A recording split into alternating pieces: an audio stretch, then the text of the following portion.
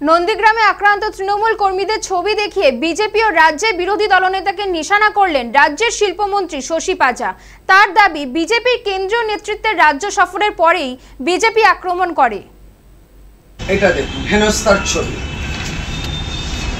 রক্তাক্ত ছবি। এই ছবিটা কোথায়? এটা হচ্ছে নন্দীগ্রামে। নন্দীগ্রামে মহেশপুর ব্লক।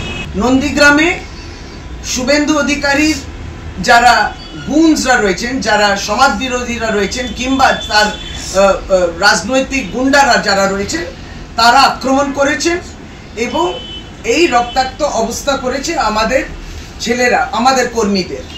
প্রথমে তাদেরকে স্থানীয়ভাবে গ্রামীণ হাসপাতালে নিয়ে যাওয়া হয়েছে, তারপর এই মুহূর্তে তারা চিকিৎসার জন্য নন্দীগ্রাম সুপার স্পেশালিটি হসপিটালে রয়েছে।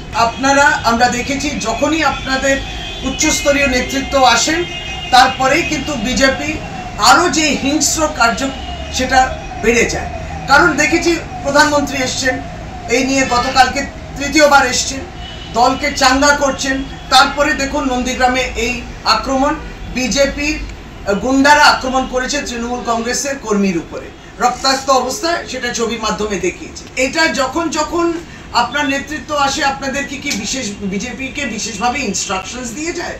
বিজেপি বেঙ্গলের নেতৃত্ব যারা আছেন তাদেরকে বিশেষভাবে উপদেশ দিয়ে যায় যে এরপরে তোমরা আরও গন্ডগোল করবে, আরও আইন ভাঙবে, আরও বিভিন্ন রাজনৈতিক দল যারা বিজেপির বিরুদ্ধে রয়েছেন তাদের উপরে হামলা চালাবে।